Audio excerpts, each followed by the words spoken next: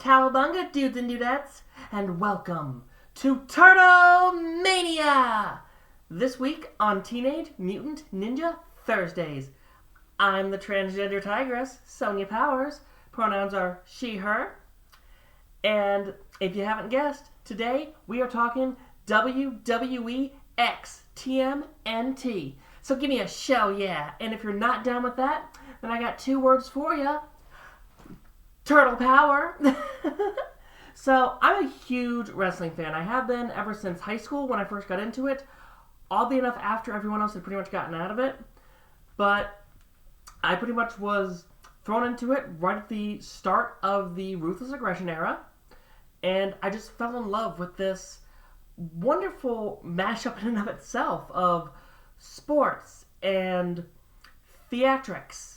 And it's honestly, it's some of the most amazing theater in the round I have ever gotten to see. I'm currently more on the AEW train right now, but I will always have a soft spot in my heart for WWE because they're my first.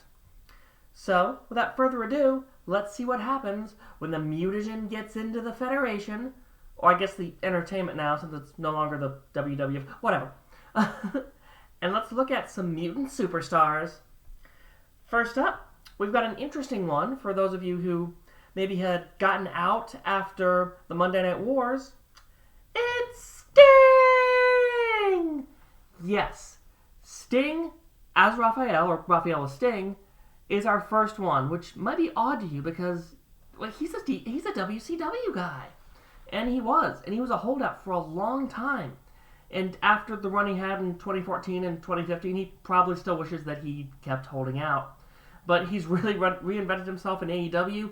Check out some of his highlights if you want to see a 60-year-old man jump off balconies through tables. It's insane what he can still do.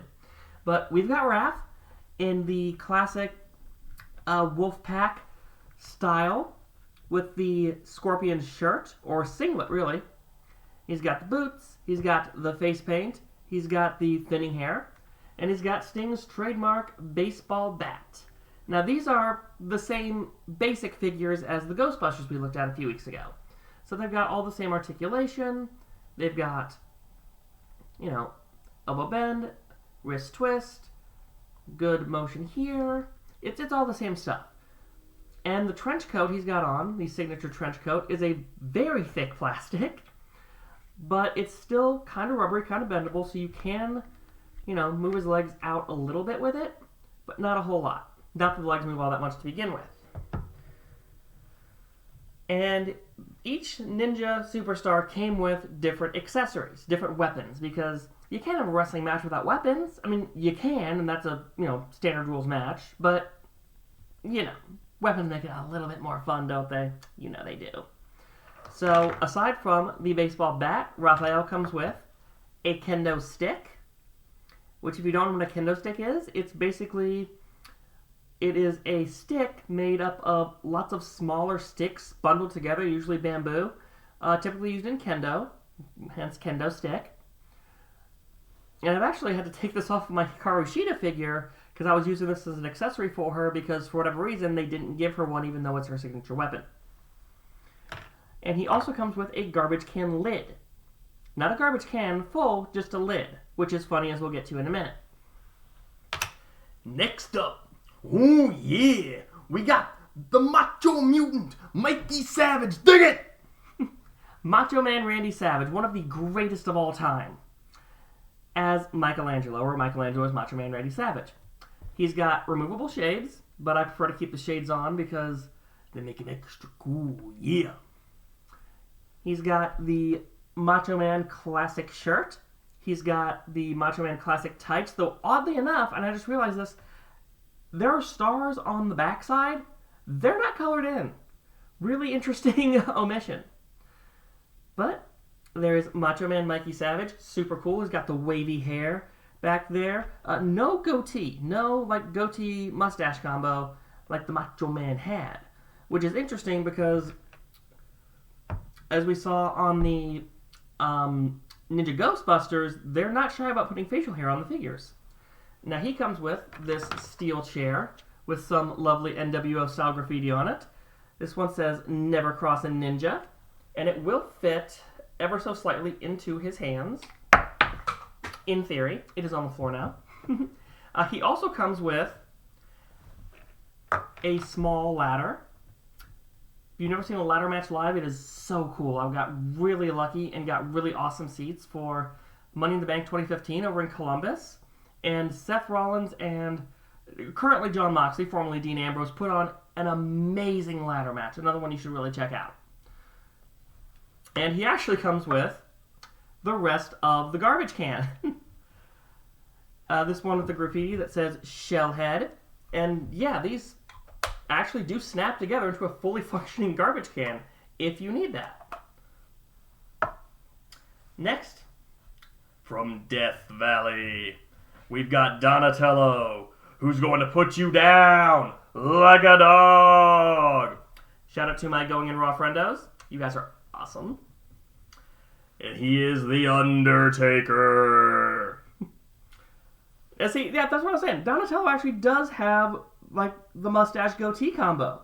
The long black hair, the hat, the similar style of hard but kind of soft rubber.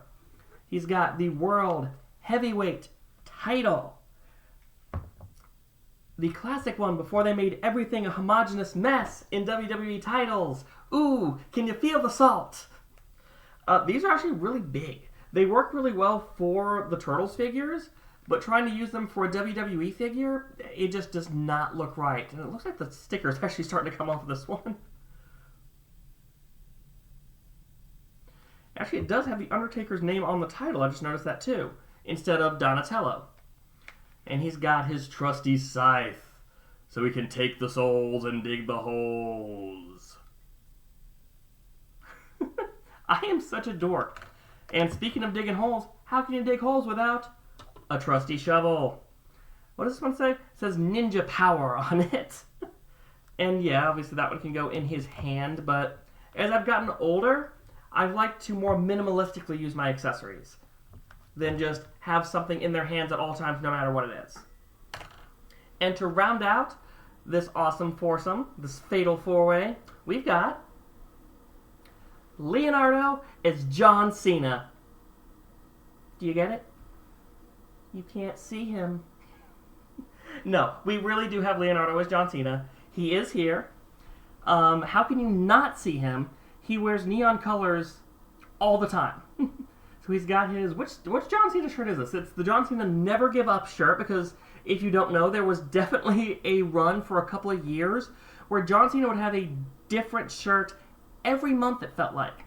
He's got his classic John Cena Chain Gang chain, complete with the padlock. He's got his You Can't See Me hat. And he's got his United States Championship, the first title John Cena ever won in WWE, and honestly, something that gave him a career renaissance, oddly enough, in 2015. John Cena versus Kevin Owens. That entire trilogy of matches, but again, Money in the Bank 2015. Underrated show. So,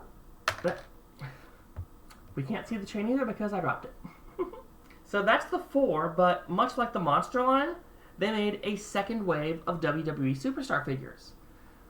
I only picked up one, because honestly I didn't really see them out there all that much, and the other thing was, not that I didn't see them out there actually, brain's a little slow today, it's more that they weren't exclusive. These four were originally exclusive to just Walmart, which, if you want to piss off collectors, you make something exclusive to Walmart because they will never see it.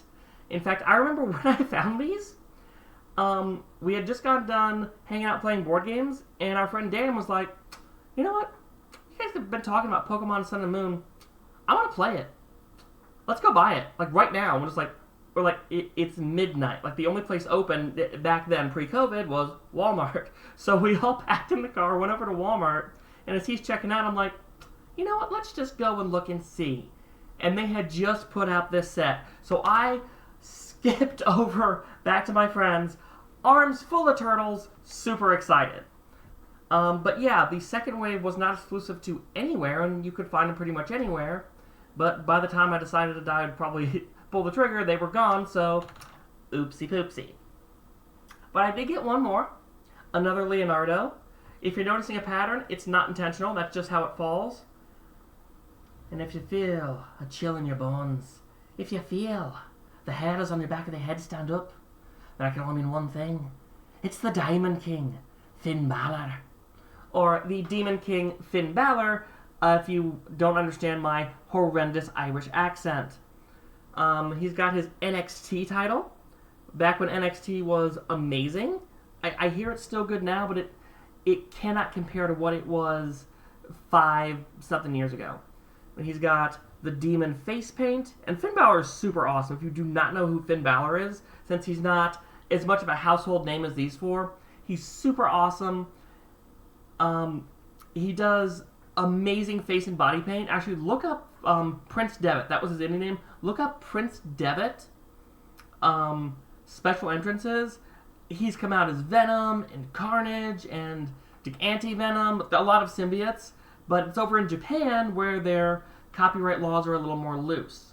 So this is like the WWE appropriation of all of that, but it's still super cool. Was a huge Balor fan, still am, and love what he's doing with the Judgment Day faction currently, to date this video. And Leonardo came not just with the NXT title, but with this really cool set of steel stairs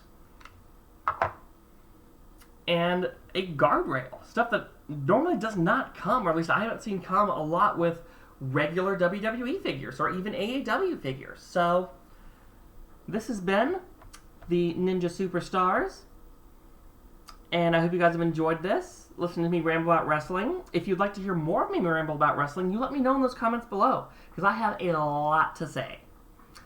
As always, I have been Sonia, the best there is, the best there was, the best there ever will be, at least on this channel. And don't forget to like, comment, subscribe, share the video, hit the bell notification so you never miss a video, and follow me on Twitter at SoniaOutandProud. I hope you've enjoyed this totally tubular, wacky wrestling Teenage Mutant Ninja Thursdays, and I'll catch y'all later. Bye!